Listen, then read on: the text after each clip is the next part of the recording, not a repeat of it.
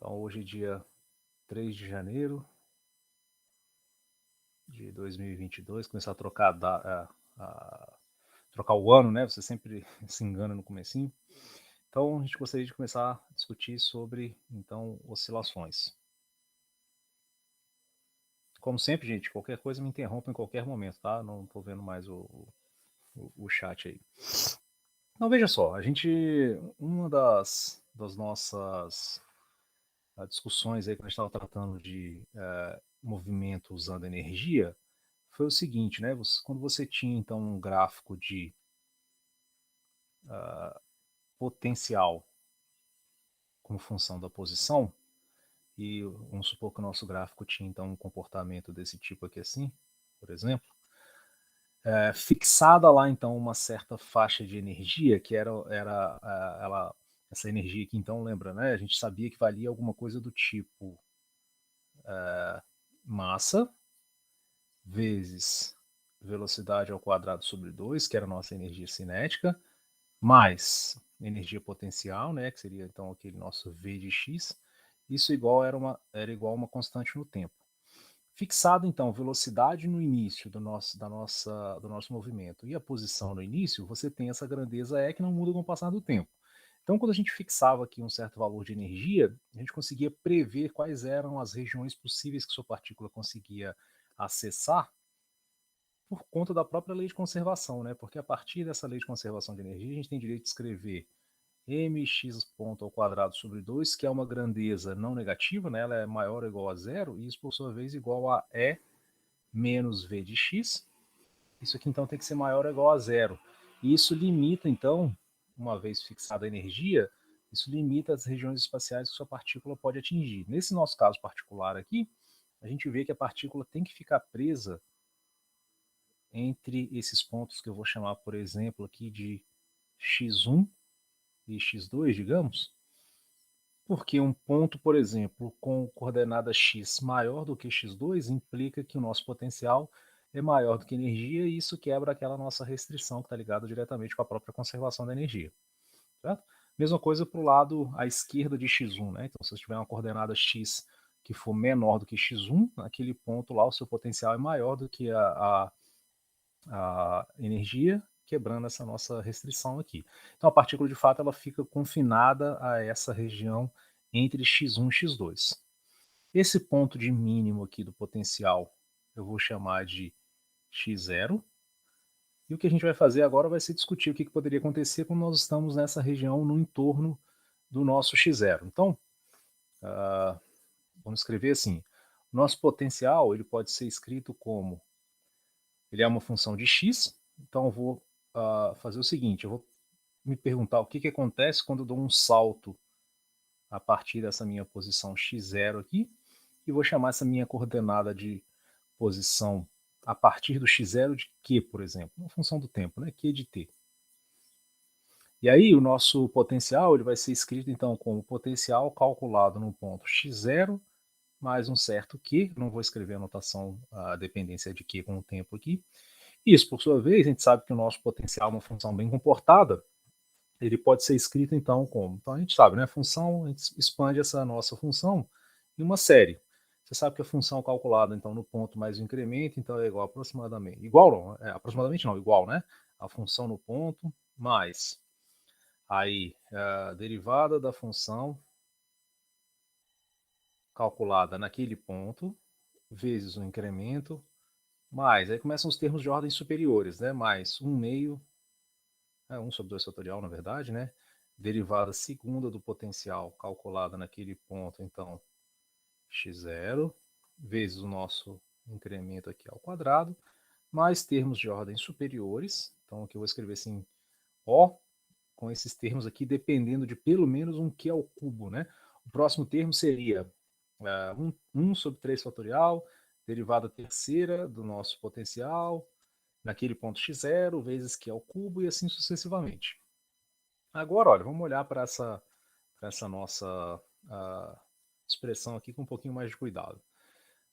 Eu vou reescrever essa expressão da seguinte maneira. Primeira coisa, a gente anota que a derivada calculada naquele ponto x0 é zero. derivada primeira aqui, né? Simplesmente porque a nossa função tem um ponto de mínimo naquele potencial. Então, a inclinação da nossa reta tangente à curva naquele ponto é zero. Ótimo. Então, esse termo aqui a gente já jogou fora. A gente vai ficar em ordem 2, então, no nosso Q, que seria aquele salto que a gente deu em relação ao nosso x0. E a gente vai escrever assim, então, V de x0 mais Q menos o V de x0. Então, vou passar esse V de x0 para a esquerda. Afinal, no fim das contas, o que é significativamente relevante para a gente é a diferença de potencial. Então, aqui fica explícita essa diferença, né? Isso, por sua vez, igual a 1 sobre 2 vezes essa derivada segunda do nosso potencial calculada naquele ponto x0, é uma certa constante, né? Então você derivou, calculou aquele valor lá daquela função naquele ponto, e eu vou chamar essa constante de k. Então aqui a gente fica com k vezes o nosso q ao quadrado. E para essa diferença aqui, para unificar a notação, né, eu vou chamar, por exemplo, de um certo v, eu vou chamar um vetil, né, por exemplo, que depende de Q. E aí, finalmente, a gente conclui, então, que para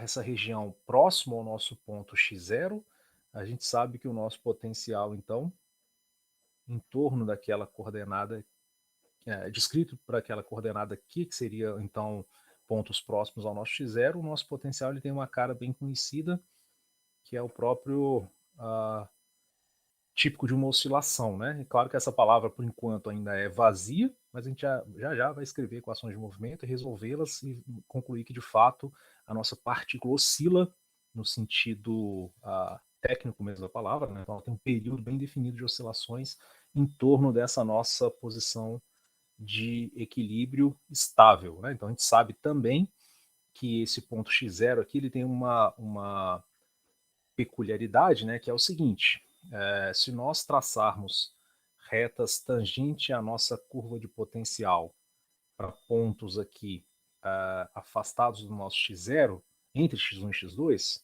então, por exemplo, aqui, digamos, aqui assim, essas retas elas estão ligadas diretamente com a força que nossa partícula sente. E de fato, né, você sabe que nesse nosso caso aqui, a força que a sua partícula sente como função de x nada mais é do que menos a derivada do nosso potencial em relação a x. Ora, aí você olha, por exemplo, para esses pontos aqui à direita de x0. Então, a inclinação da reta tangente à curva naquele ponto é positiva, mas como você tem um sinal de menos aqui, a força, no fim das contas, é negativa. Claro que força negativa significa contrária à aquela sua coordenada adotada ali para descrição do movimento, né? Então, se você dá um salto à direita de x0, você tem uma força que te aponta para a esquerda, fazendo com que sua partícula volte para aquela posição de equilíbrio. E, ainda assim, acontece a mesma coisa do lado esquerdo do seu ponto x0. Se você olha, então, para a sua inclinação da reta tangente à curva de potencial à esquerda do x0 aqui, a inclinação dessa reta é negativa. Então, lembra, a tangente daquele ângulo ali está no segundo quadrante, nesse caso ela é negativa, mas com esse sinal de menos a força fica positiva, e aí a sua, claro que positiva nesse sentido, né? Então você dá um salto para a esquerda de x0 e a força te empurra para a direita, fazendo com que novamente a partícula tenda a voltar para aquela sua posição x0, né? Por isso o nome de equilíbrio estável. Então significa que saltos no entorno do x0 implicam em forças que te fazem voltar para aquela sua posição de equilíbrio. Tá bom, então o que a gente vai fazer agora vai ser escrever a nossa... Oi, pode falar. Por que que você está sempre falando que isso é válido para um deslocamento próximo de x0? Porque veja só, quando a gente fez essa expansão aqui, eu parei nessa igualdade aqui, olha, boa pergunta, né? Então, nessa igualdade aqui, eu parei na minha expansão na série em termos de Q quadrado. Eu joguei todos esses termos aqui fora. Repara, eu não os escrevi aqui embaixo, né? Concorda? Concordo, concordo. E aí, se eu começar agora a me afastar muito, eu já tenho que do ponto x0, eu não posso mais jogar esses termos fora.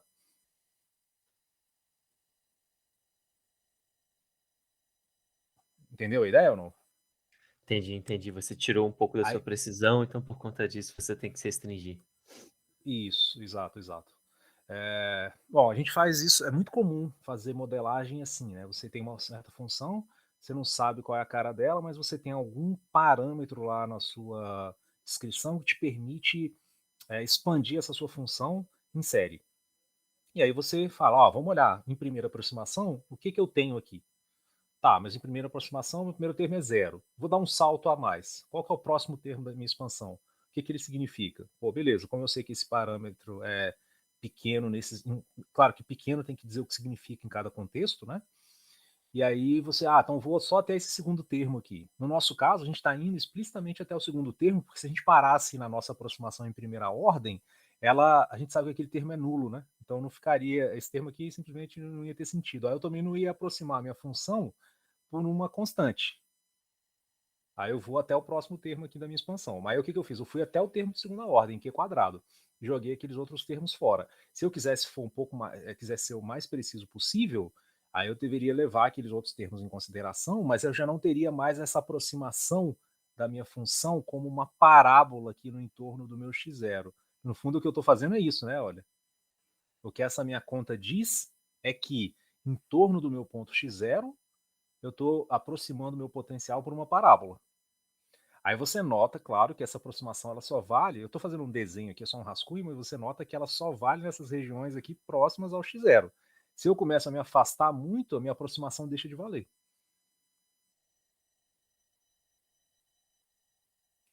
Certo, Leandro? Certo, certo. Beleza. É até Então, o bem que a gente vai. visível em uma ferramenta que tem no Excel. Quando você monta um gráfico no Excel, ele coloca as formas de aproximação de linha de tendência e você pode escolher Isso. polinomial, exponencial e tem algumas que você coloca o grau da equação que vai só melhorando. Isso. Isso. Aí você pode até notar lá, você pode pedir, por exemplo, o grau 2 para aproximação polinomial, aí você vai ver que próximo a um ponto, principalmente se tiver um ponto de mínimo, né? Você vai ver que ela coincide assim, mas aí depois se você olhar para a curva pura polinomial de ordem 2, você vai ver que é uma parábola e ela começa a divergir da sua curva de dados mesmo, né? Tá? Beleza. Então, o que a gente vai fazer, então, por isso que eu estou falando, né? A gente vai ficar aqui em ordem 2. Em cada contexto, quando a gente analisar o nosso problema, vai ficar claro o que significa fazer a nossa expansão lá em ordem 2 e olhar para pequenas oscilações. A propósito, eu estou usando a palavra oscilação aqui, como eu falei, ela ainda não tem sentido para a gente, mas ela vai ter sentido já já quando a gente fizer resolver de fato a nossa equação de movimento. E a gente vai ver o que significa pequeno em cada um desses contextos, né? Com problemas específicos, assim. Tá bom. Então, olha só, se a gente tem um certo potencial aqui, a gente sabe, então, eu vou escrever agora o meu problema, né? Lembra, uma partícula massiva, né?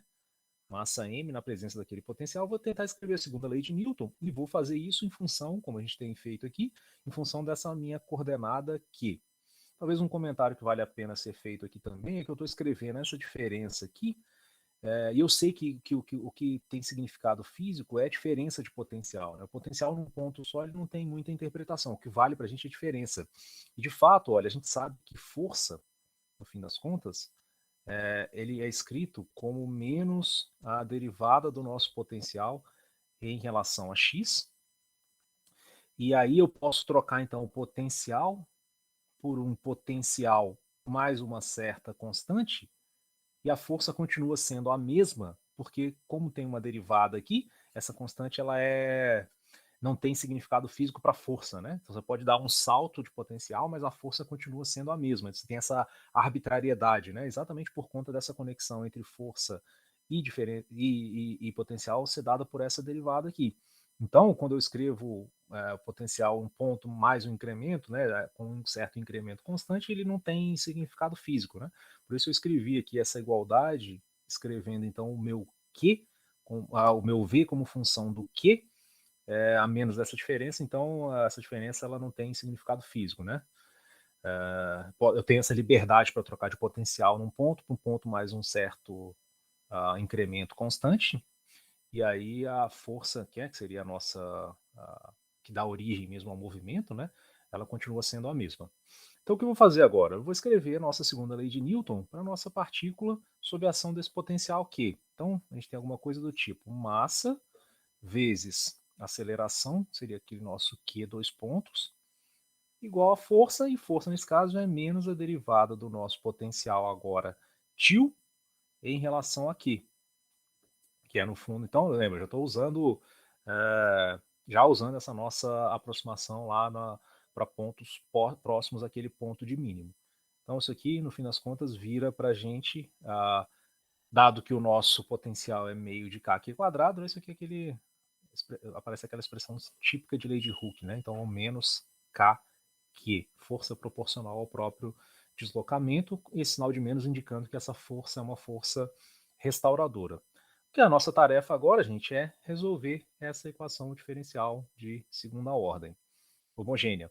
Então, né, a gente não tem termos com expoente nas nossas funções, na minha função Q e nas derivadas, e os coeficientes que acompanham função e derivadas da função são constantes. Então, que a gente tem alguma coisa desse tipo aqui, olha, Q, dois pontos, igual a menos K sobre M vezes Q.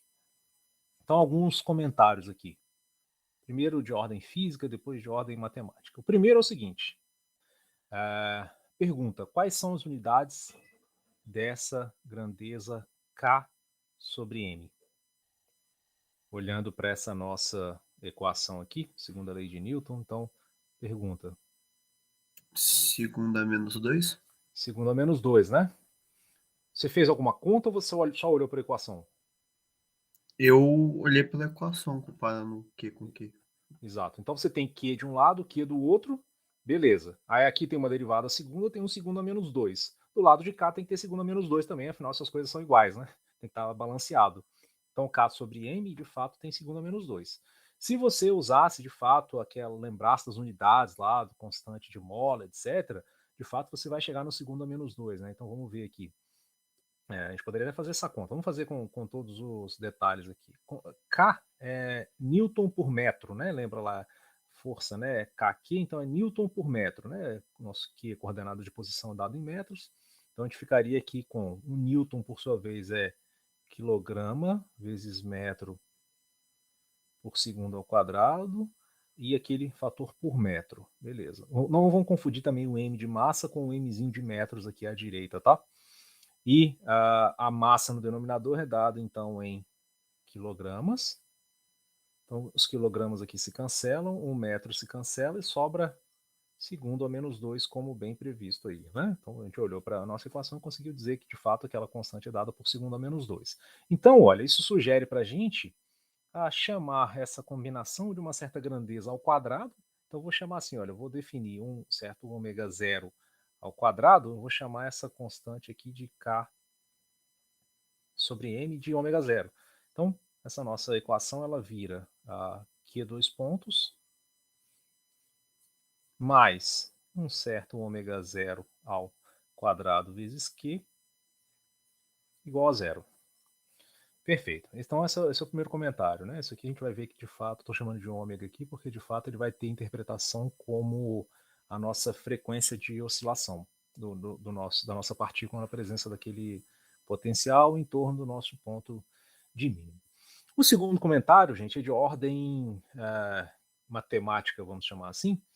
Essa equação aqui, então, equação de segunda ordem com coeficientes constantes, ela tem as nossas soluções. Então, vamos escrever assim. Então, as soluções de, vamos chamar assim essa equação de asterisco, vou marcá-la aqui com asterisco, elas vivem em um espaço vetorial bidimensional.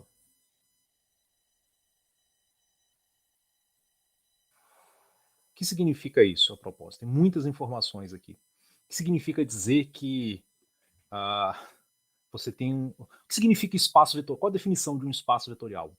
Alguém se lembra lá da álgebra linear? Vocês fizeram álgebra linear? Eu acho que sim, né? Assim, Sim, fazer a sim. gente fez, agora lembrar é um pouco mais Eu só difícil. lembro que tem acho que são 3 ou 4 regras que regem o que seria um espaço vetorial, mas lembrar delas eu não lembro não. Não seria um 8, não? Então, é isso aí mesmo que eu disse, 4, 8. 4, 5, 6, 7, 8, né? Talvez eu tô de Tá, perto deles. Né? isso, tá bom. Como chama desvio pedagógico, né? Tá, vamos lá então. Espaço vetorial, em princípio, gente, significa um certo conjunto, então vamos chamar assim V, com uma regra de soma e também uma certa regra de multiplicação por escalar. E cada uma dessas operações aqui, ela obedece, cada uma dessas obedece 4 propriedades. Então a soma você pede que ela seja comutativa, associativa, tem um elemento neutro e tem um inverso, então aquele espaço tem um zero, né, em relação a essa soma aqui. E a multiplicação por número, ela satisfaz algumas propriedades. Esses escalares, eles vêm de uma estrutura algébrica que nós chamamos de um corpo. Então ele tem um 1, né? Então esse conjunto aqui, de onde vem os escalares que a gente faz multiplicação pelos vetores, eles têm o número 1, né, no sentido de ter inverso multiplicativo. E aí as propriedades do produto são aquelas do tipo distributiva para soma de números, distributiva para soma de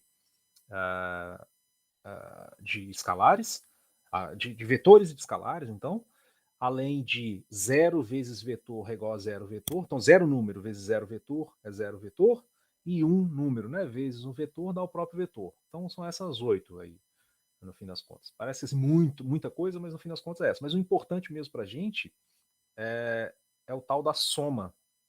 Quando eu falo que ela, a propósito, isso é uma outra coisa também. Então, a primeira coisa é que a gente consegue somar as nossas equações e ainda assim, as nossas soluções, e ainda assim eu tenho uma nova solução. Isso é fácil de enxergar ou não? Professor, pra mim não é não. Tipo, a soma de alguma das soluções ainda é uma solução? Isso. A soma de soluções ainda é uma solução. Pra Então, mim não é fácil não. não, né? Então, exercício.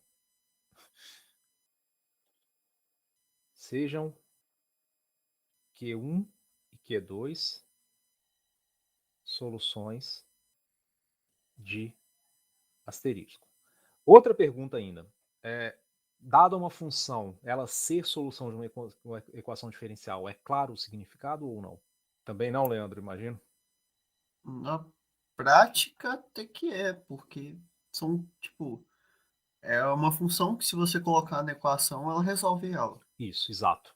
Então é uma função que, quando substituída de volta na equação, te produz uma identidade. Então, por exemplo, vou dar um exemplo aqui para ficar claro. Imagina, vamos pegar o caso típico lá. Você tem f', vou pegar de ordem 1 para facilitar, que é aquele nosso clássico crescimento exponencial.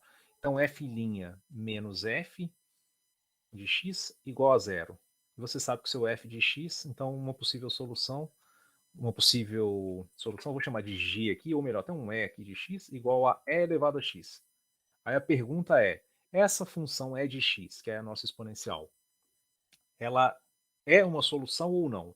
Aí o que você faz? Você joga ela de volta e se você encontrar uma identidade, alguma coisa do tipo zero, identicamente igual a zero, você conclui que de fato ela é uma solução. E de fato aqui a gente consegue ver que sim é, né? Porque se você derivar a sua exponencial da ela própria e subtrair da exponencial, você encontra zero, que é, por sua vez, identicamente igual a zero. Reparem que esses sinais aqui, deixa eu fazer assim, igual a zero aqui, esse igual é resultado de um cálculo, e aí você conclui que ele é identicamente igual a zero, mostrando que de fato a sua exponencial satisfaz aquela equação. Então, no fundo, a própria definição ela coincide com a sua noção intuitiva. Acho que foi o Vinícius, né, que falou. Então, de fato, é isso mesmo. É uma função que, quando substituído de volta na sua equação, te produz uma identidade. Só tem que tomar cuidado com esses sinais aqui, né? Um foi resultado de um cálculo e o outro você coloca identicamente igual a zero, porque você está comparando com a sua equação inicial. Certo? Perfeito. Então, olha, suponha que você tem duas soluções. Essas duas soluções significam que funções que, quando substituídas de volta na nossa equação asterisco, elas ainda são, elas produzem identidades. Agora o exercício é, mostre que... Eu vou pegar logo o caso geral, né? O caso geral vai ser, eu vou construir aqui uma certa função que eu vou chamar, por exemplo, q, digamos, tilde t, igual a um alfa q1, mais um certo beta q2, com alfa e beta constantes.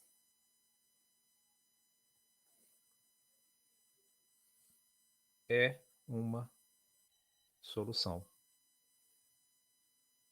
de asterisco. Então, exercício. O exercício é esse, é pegar duas soluções e mostrar que, de fato, aquela combinação linear entre as duas soluções é uma nova solução. Então, Leandro, senta e faz a conta, e você vai ver, vai imediatamente concluir que, de fato, você pode fazer combinação linear de soluções, que você gera novas soluções. Ô, professor, Pode falar. esse caso aí é tipo quando você está juntando duas equações que são uma igualdade, né? No caso. Equação mesmo só tem uma, né? O que eu tenho que fazer agora para verificar, na verdade, que de fato Q-til é solução? Eu tenho que voltá-lo com ele para minha equação. Não, eu tô falando, tipo assim, quando você faz as duas. Tipo assim, quando você faz uma só, primeiro. Uhum. Aí depois você faz outra. São duas equações. Ah, perfeito. Aí você chega em duas igualdades. Cada uma das duas tem igualdade. Aí, como são duas igualdades, você pode somar as duas, que ainda vai continuar sendo uma igualdade. Ah, pode. Ah, isso, entendi. Isso pode ser, se você quiser fazer Aí assim. mesmo, aí multiplicar por escalar vai funcionar da mesma forma, que você ainda vai estar tendo igualdade dos dois lados.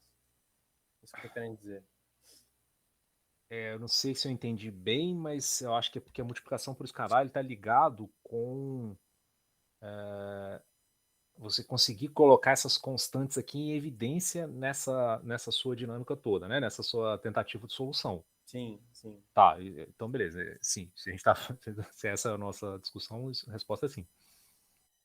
Eu acho que o livro de ED1 faz de um jeito parecido, que ele usa aquele operador Lzão, que aí é quando a equação é quando a EDO tem o igual a zero, o GT igual a zero. Aí ele mostra esse esquema quando tem duas, como é uma soma, né, de duas soluções, é uma solução assim. Isso. Com operadores. Qual foi o livro, por acaso? O Boyce? Não. Eu acho que é o Boyce de prima. De prima, né? Uhum. Tem muitos livros, né, na verdade, equações. O Boyce eu acho que é o padrão adotado aqui no UFJF, né? Sim. Tô fazendo agora, né, no caso. Uhum. Um pouco mais tranquilo essa parte. Leandro, fez os cálculos aí? Tô pensando aqui. Tudo que tem que fazer é jogar o Q-til lá dentro, né, do asterisco. Ah, então tá. Então, sim. Beleza. Eu consegui enxergar aqui a solução. Claro, é direto, na verdade, né? Então veja só, de fato, olha, se você pegar o seu Q-til, vamos escrever assim, Q-til 2 pontos, mais ômega 0 vezes Q-til, o meu objetivo é concluir que essa combinação aqui seja identicamente igual a zero. Mas a gente não sabe ainda, então reparem a ordem dos meus sinais. Eu não vou escrever igual a zero ainda, né? Eu quero concluir que isso aqui é igual a zero de fato. Então eu vou escrever assim, isso igual a... Agora você deriva duas vezes essa sua combinação. Então você vai ficar aqui com o alfa Q1, 2 pontos, mais beta Q2, 2 pontos, mais um ômega 0 multiplicado por essa combinação aí toda, né? Alfa Q1 mais beta Q2. Isso, por sua vez, igual a quanto? Aí você junta agora os termos ali, né? Bota o seu alfa e o beta em evidência, a gente vai ficar com o alfa Q1, 2 pontos, mais aqui ômega 0 ao quadrado, né? Eu tinha perdido um quadrado aqui. Ômega 0, então, ao quadrado Q1. Bota o beta também em evidência, você fica com o beta Q2, 2 pontos, mais ômega 0 ao quadrado Q2. Agora, por hipótese, você sabe que tanto Q1 e Q2 são soluções, então, quando derivado duas vezes e combinado com o ômega 0 Q1, isso aqui te produz zero identicamente. Isso aqui também te produz zero, porque o Q1 e o Q2 já são soluções. e aí você encontra que isso aqui, no fundo, então, fica 0 vezes alfa mais 0 vezes beta dá 0, que por sua vez é identicamente igual a 0, né? Então, de fato, você conclui que a combinação linear de duas soluções de uma equação com coeficientes constantes homogênea é uma nova solução. Tá, então a gente matou, né, o significado aqui, em princípio, do que significa morar num certo espaço vetorial. Né? Morar num espaço vetorial significa que você pode fazer ainda... O resumo da ópera é que as suas soluções podem ser combinadas, né, fazendo combinações lineares, que você tem novas soluções, que você vai gerar novas soluções assim. E o que significa, gente, lá da álgebra linear, ser um espaço bidimensional? Um espaço de dimensão 2? Isso. E o que significa dimensão no contexto lá da álgebra linear? Essa palavra dimensão estava ligada com um certo número específico de vetores que moravam num conjunto lá, enfim. Esqueci a palavra. Base. Os vetores LI. Isso, está esquentando, isso mesmo. Eram os vetores LI que você conseguia meio que escrever... Gerar todo o seu espaço. Você conseguia gerar tudo. Isso, normalmente os normais eram um 0 e 0,1, né? Isso. Então tá, já que você pegou esse exemplo aí, vamos pegar um exemplo típico aqui do caso R2, por exemplo. Então, esse aqui é o que a gente está mais acostumado, né? Então, R2, aí você tem um certo conjunto com vetores que nós chamamos de I e J, né? Aqueles vetores unitários que apontam em direções específicas, tipo X e Y, né? E qualquer vetor do espaço, ele pode ser escrito como combinação linear daqueles nossos vetores da base. Você não precisa de... Se você tiver menos vetores do que esses dois aqui, vai faltar elementos do conjunto para serem descritos como combinação linear. E se você tiver mais do que 3, é irrelevante. Você acaba não conseguindo adicionar vetores a mais aqui, mantendo essa independência linear. E aí, então, esse número mínimo de vetores que você precisa para gerar todo o seu espaço, gerar no sentido de fazer combinação linear, né? É o que nós chamamos de dimensão do nosso conjunto. Então, R2 é um caso típico lá que você tem dimensão 2, né? 2 vetores na nossa base. E esse conjunto que a gente usa para gerar todo o espaço é o que nós chamamos de base. Independência linear está ligado com fazer combinação linear. Então, imagina, você escreve x i mais yj. Então, aqui, independência linear, né? Vamos chamar assim. Vou trocar. Então, I e J são ditos linearmente independentes quando uma combinação linear dando zero vetor implica que os dois coeficientes aqui são nulos. Tá? Esse é o significado, então, da nossa independência linear. E de fato você conclui, né? Imagina, o I e J aqui, você consegue imediatamente sentar e fazer as contas e concluir. Quando você escreve essa combinação linear dando zero, você conclui que os coeficientes x e y têm que ser nulos, no caso do R2, né? Para o nosso caso de equações diferenciais, então, a situação é um pouco mais delicada, porque os nossos vetores de base agora são funções. Não são vetorzinhos do tipo I e J, né, que tem lá coeficientes constantes que os descrevem. Agora um pouquinho mais abstrato, né? Mas tudo bem. O que a gente precisa agora é de um critério para... claro, eu não vou demonstrar também, de fato, se for deixar lá para o curso de equações diferenciais, mostrar que, de fato, as nossas equações de segunda ordem, então a ordem da sua equação diferencial aqui está ligado diretamente com a dimensão do espaço onde moram as suas soluções. Então, esse é um resultado lá da curso de equações diferenciais. Eu não vou mostrar aqui, precisa de certos cuidados, não precisa... Lá na física matemática a gente demonstra isso com todo o cuidado, né? Mas aqui vamos adotar, né? Vamos assumir que a gente já discutiu sobre essas coisas em outros cursos por aí.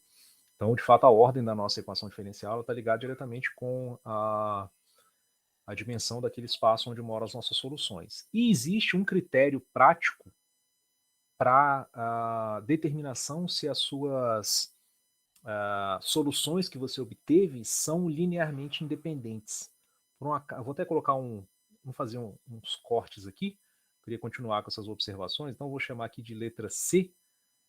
Existe então um critério para concluir que duas soluções da nossa equação lá de segunda ordem são linearmente independentes. Por um acaso alguém se lembra ou não? Talvez alguém que já tenha feito equações diferenciais aí vai se lembrar. Como é que você acha um critério para determinar se duas soluções de uma certa equação, então, diferencial de segunda ordem aqui, são linearmente independentes?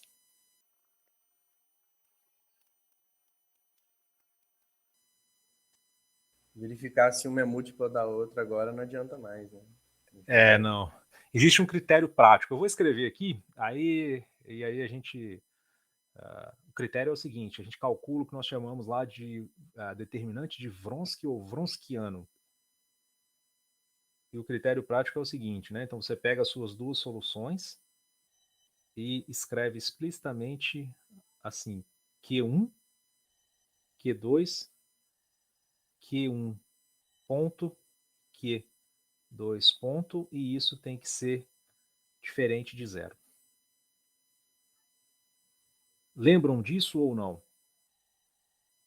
Lembro. Tá, esse nome é muito marcante, né? Aí, se você Sim. fez o curso lá, com certeza vai lembrar, né? Eu acho que foi a última coisa que eu aprendi até agora de D1. Mas eu, inclusive, não tinha entendido, cara, pra isso. Ótimo. Pra ser bem sincero. Tá. Eu estou colocando esse símbolo aqui e, de fato, você consegue mostrar ida e volta, tá? Eu não vou fazer as contas aqui também. Posso até depois, quem sabe, montar aí uma listinha para vocês, fazer a parte, por exemplo, mas isso é um resultado lá do curso de equações diferenciais, né? Eu sugiro, por exemplo, o livrinho do professor Jairo Figueiredo, de equações diferenciais. Ele é um pouquinho mais matemático, assim, mas tem uma parte grande de física. Ele é um pouco mais técnico do que o Boyce, né? O Boyce é um livro desses muito prático, né? Mas, enfim, tem tudo lá também, né? Fica a critério de vocês. Então, no fundo, o que esse Vronskiano faz ele te fornece um critério para verificação imediata se as suas equações, se as suas duas funções, ou melhor, soluções da sua equação são linearmente independentes ou não. É só um critério prático, tá? Aí você pode sentar e tentar mostrar, né? Pega lá, suponha que suas funções são LI e vê quanto vale aqui faz essa combinação de Q1 vezes Q2 ponto menos Q2, Q1 ponto. E a volta, eu acho, se eu não me engano, a volta aqui que é um pouco mais delicada, mas dá para fazer também. Mas aí tem os detalhes lá nos livros de equações diferenciais, né? Então a gente tem um método prático, né, para saber se as nossas soluções são linearmente independentes ou não. E aí o que a gente vai fazer agora, gente, é isso, né? Pegar a nossa equação diferencial, achar as nossas soluções, verificar que elas são linearmente independentes para garantir que de fato a gente consegue gerar todas as soluções. Lembra que, né, do nosso R2 a gente precisava de 2 vetores de base para conseguir gerar todo o nosso espaço. Então, para a gente descrever todas as soluções possíveis da nossa equação, a gente precisa de pelo menos 2 vetores, precisa dos 2 vetores de base, né? Então, vamos lá. O que a gente vai fazer agora vai ser tentar resolver essa equação aqui. E para isso, vocês vão ver que essas passagens que eu estava discutindo até agora vão ser essenciais. Então agora pergunta, alguém tem alguma sugestão de como resolver essa equação aqui? Q2 pontos mais uma constante Q igual a zero? Analisando por cima, assim, sem fazer muito cálculo, tu vê que, tipo, a segunda derivada tem que ser igual à própria função com a constante.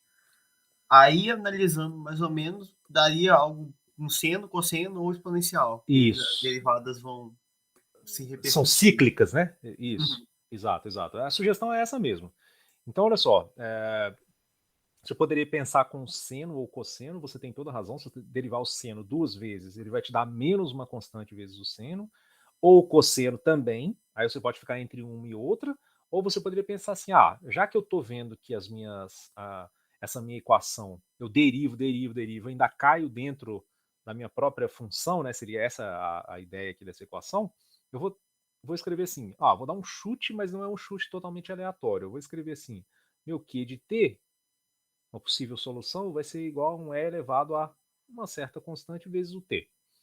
E aí isso é uma espécie de uma tentativa, né, de solução, pela própria estrutura da equação. E é exatamente isso que tinha perguntado mesmo. Você consegue enxergar que quando você deriva a sua função algumas vezes, você ainda fica dentro daquele conjunto que seria a própria função, definido pela própria função, e você consegue, de repente, ajustar esses coeficientes lambda aqui com os coeficientes que aparecem na sua equação diferencial para poder gerar uma certa solução.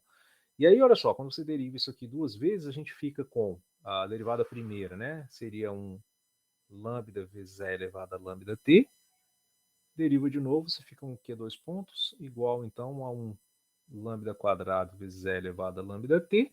E se você retornar agora com essa sua tentativa de solução para a sua própria equação diferencial, você fica com lambda ao quadrado mais ômega zero ao quadrado vezes 1e elevado a lambda t, isso aqui igual a zero. E aí, como a sua exponencial ela não se anula, você conclui que a sua equação diferencial ela fica reduzida agora a uma equação algébrica, né? Então agora eu já não tenho mais aquela... eu não preciso buscar mais a minha função. No fundo, eu preciso resolver agora uma equação do segundo grau em lambda, de modo que quando eu retornar com esses lambdas para cá, eu acho as funções que poderiam ser soluções da minha equação diferencial. E essa equação aqui tem solução imediata, né? Os nossos lambdas, então, no fim das contas, valem, vou chamar de lambda mais e menos, né, por conta dos nossos sinais aqui. Detalhe é que quando você passar esse seu ômega zero para o lado de cá, ele fica negativo, né? Então, quando você tira a raiz do seu número negativo, você fica com mais ou menos i vezes ômega zero. Ou seja, apareceu aqui um certo número complexo, né? Então, primeira solução seria um Q1. Vamos chamar de Q+, né? Então, Q+ de T seria um E elevado a I ômega 0T. E o nosso Q-, como função do tempo, é um certo E elevado a I menos, né? I ômega 0T. Maravilha.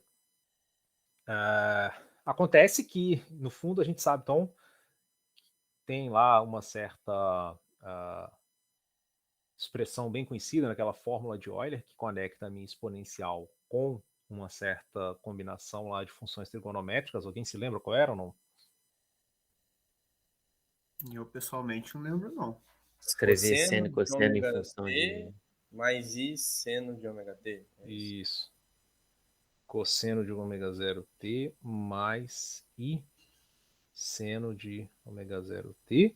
E aí com o menos aqui fica cosseno. É por séries isso, não é, professor? Pra chegar nessa... Tem jeitos diferentes. Ômega 0t. Tem jeitos diferentes. Acho que vale a pena discutir. Quem falou que não lembra foi o Arthur, se eu não me engano? Não, foi eu. Oh, você não lembra ou nunca viu? Não, eu lembrei, tipo assim, de nome eu não lembrei, mas quando você demonstrou, eu lembrei que eu já tinha visto em algumas aulas anteriores. Tá. Tem jeitos diferentes para enxergar isso aqui. Por exemplo, eu gosto de um que tá ligado com próprias equações diferenciais, que é o seguinte, olha, vamos fazer um adendo aqui. Eu vou assumir, então, alguns fatos de equações diferenciais. Né? O primeiro é o seguinte, se você tem uma equação f' de x igual a f de x, com a condição inicial, então f de 0, por exemplo, igual a 1, aí nós sabemos, isso aqui é aquele problema de Cauchy, nós chamamos, né? Então, problema de valor inicial, você tem lá uma equação diferencial satisfazendo boas condições, sua função é bem comportada, etc., com uma certa condição inicial, então a gente sabe que existe única solução. Vou chamar assim de um f satisfazendo essas duas restrições aqui, derivada igual a ela própria. Perdão, faltou uma constante aqui, né? Vou colocar aqui i. E f de 0 igual a 1. Então existe única função satisfazendo essa propriedade. Então esse símbolo aqui de exclamação significa único, tá? E anotem essa palavra aí. Então agora olha só, vamos pegar uma função. Vou pegar essa função aqui, f de x, vou chamar de um f, por exemplo, 1 de x igual a e elevado a i x. Simplesmente porque a própria a gente sabe que a derivada proporcional à própria função é exponencial. Aí você sabe que o f1 calculado no zero é o 1, né? Porque é elevado a zero igual a 1. Então, ótimo. Então, a gente acabou de concluir que a nossa função f1 satisfaz essa minha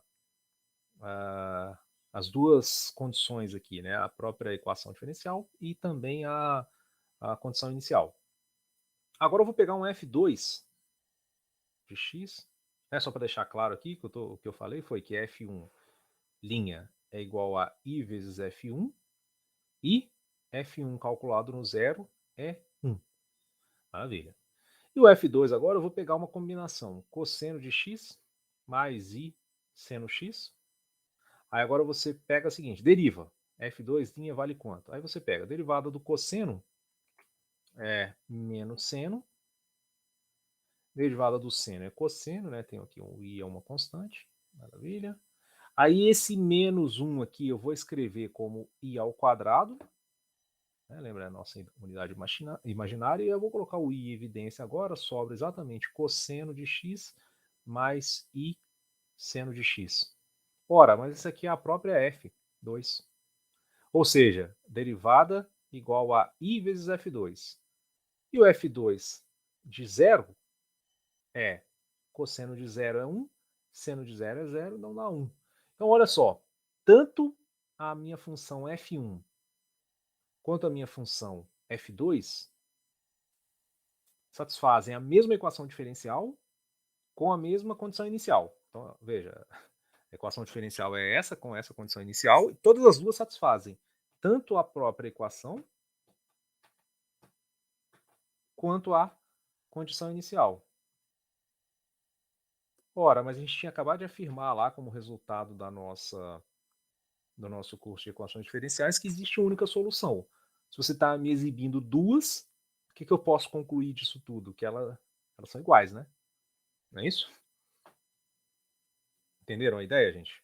Entendi. Beleza, essa é uma possibilidade. A outra, vocês podem tentar fazer como um exercício, é o seguinte. É um exercício meio que de agrupar termos. Você conhece a série para exponencial, então e elevado a ix, isso vai ser igual a somatório do n indo de 0 até infinito do nosso ix, né, elevado a n sobre n fatorial. E aí, o nosso i elevado a um coeficiente n aqui, ele só tem 4 respostas possíveis, curiosamente. Ele pode ser 1, menos 1, i ou menos i. Depois fica cíclico. Então, quando você começar a expandir essa sua série aí, você vai ter alguns termos ligados com u menos 1, né? Eles não vão ter número complexo, e outros termos você consegue colocar o número complexo em evidência. E aí, quando você agrupa esses termos, você vê que exatamente aparece a série para o seno e para o cosseno, exatamente com essa estrutura aqui. Então, esse é um outro jeito. Tentem fazer como exercício. Tem que se lembrar lá qual é a série dos cossenos, qual é a série dos senos. Mas não é difícil. Se não lembrar, procura, sei lá, algum livro de matemática, aí você vai ver quais são as séries lá. Não vou escrever aqui para não... No fim das contas, eles oscilam com 1 e menos 1, e a série dos cossenos só tem coeficientes pares, assim como a série do seno só tem coeficiente ímpar, né? Não é muito difícil lembrar, é alguma coisa do tipo, cosseno é 1 menos x quadrado sobre 2 fatorial, mais x a quarta sobre 4 fatorial, e aqui vai embora, né?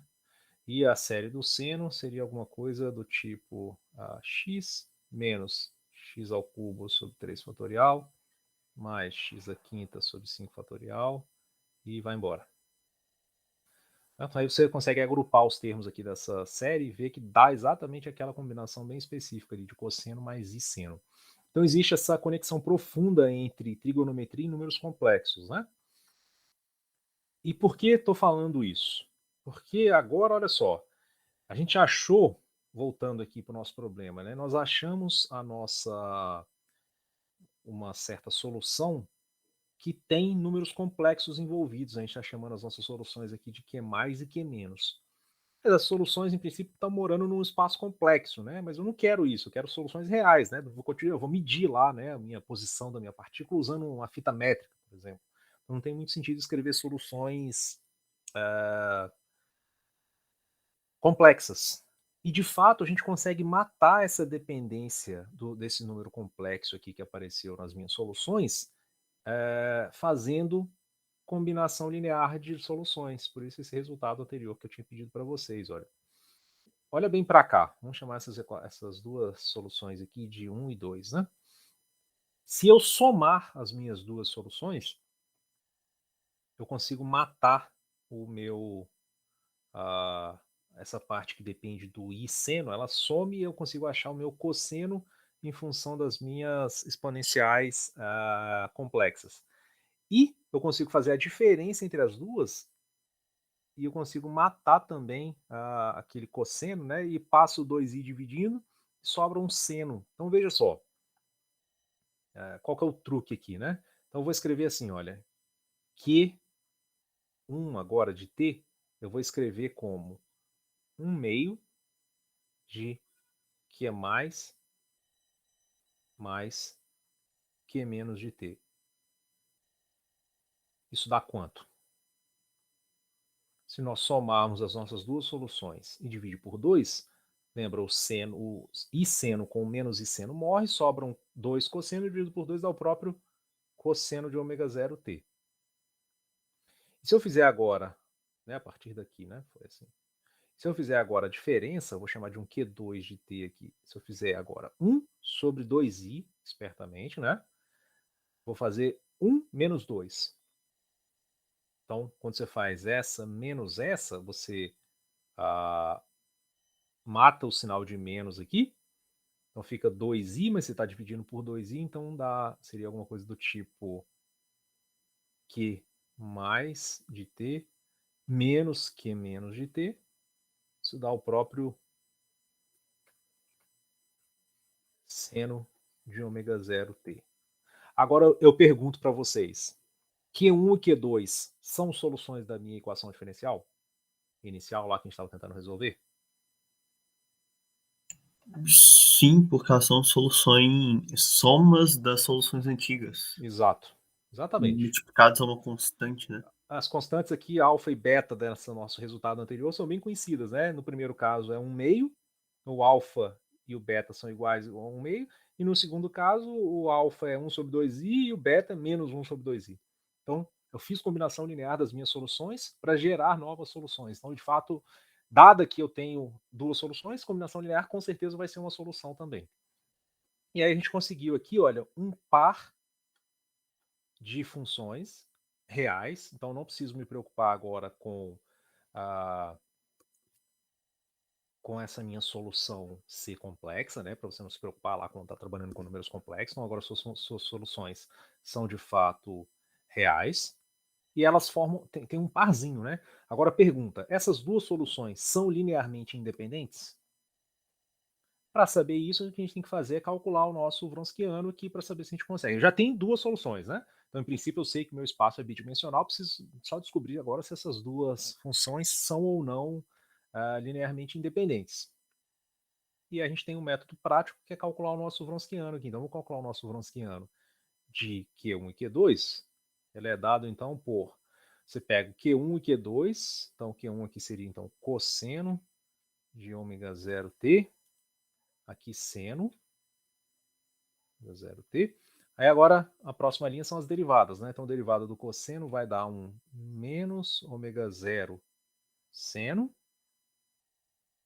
E aqui fica um ômega 0 cosseno.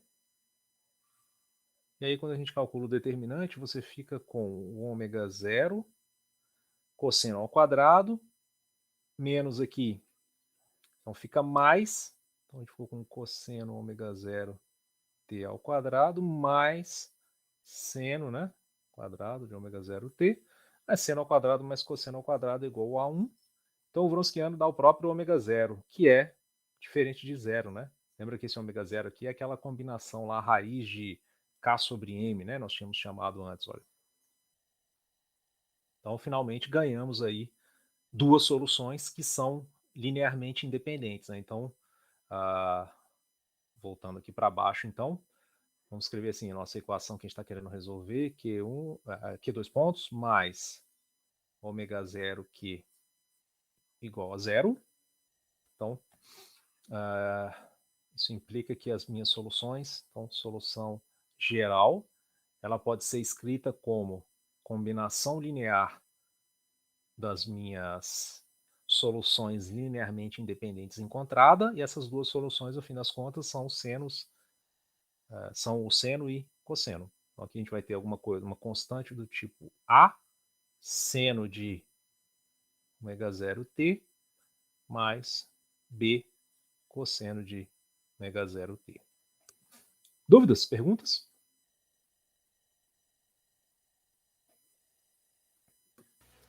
Aí agora essas constantes são só com os valores iniciais, né? Exato.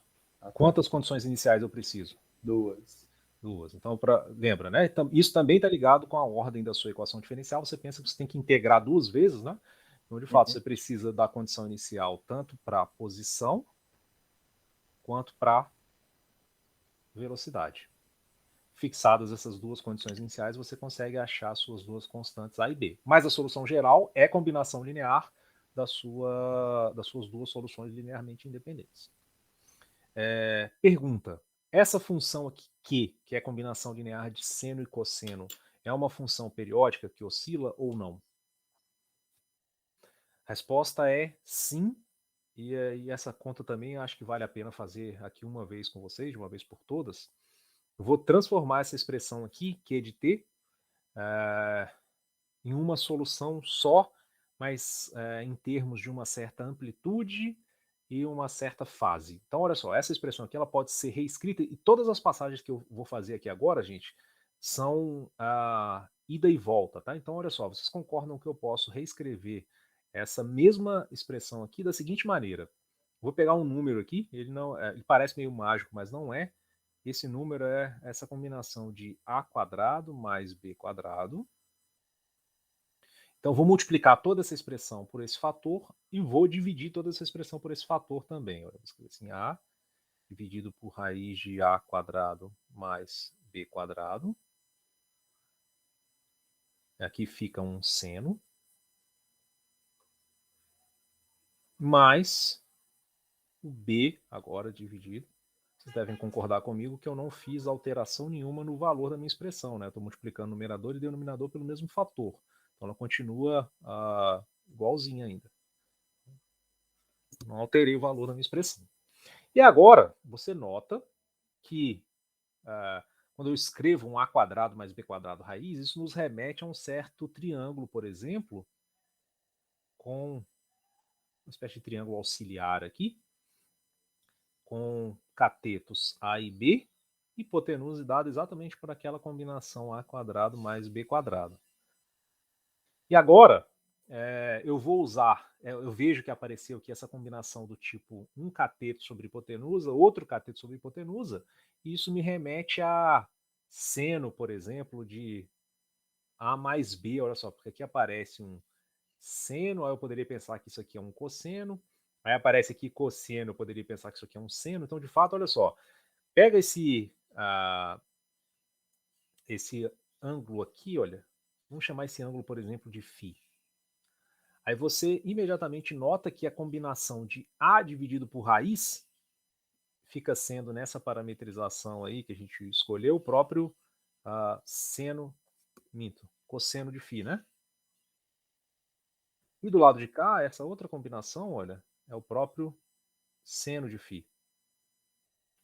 E agora, por sua vez, essa nossa combinação de a² mais b², eu vou chamar, digamos, de um certo L, por exemplo, e aí a nossa expressão toda ela fica reduzida a L, aí agora fica seno de A cosseno B, mais seno de B cosseno B, perdão, cosseno A, e aí isso é o próprio seno de ômega 0t mais φ.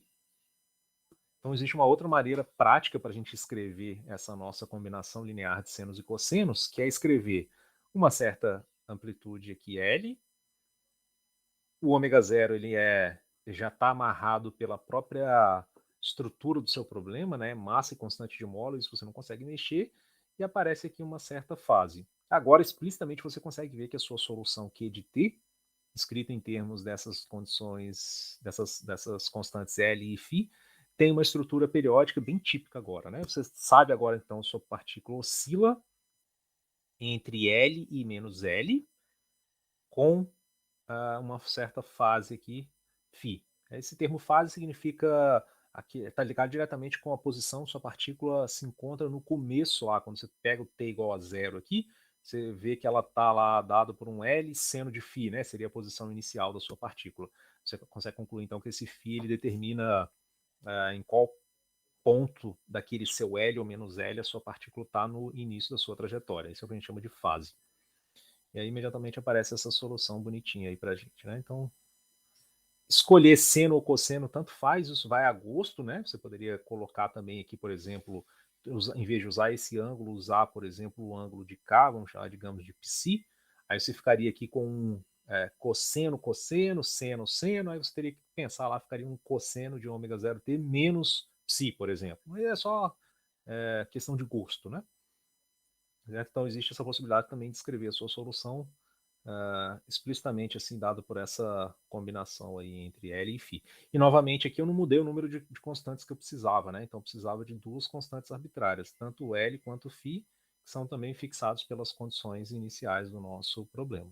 A escolha de como escrever ou assim é sua, depende de como você quer fornecer lá a sua solução.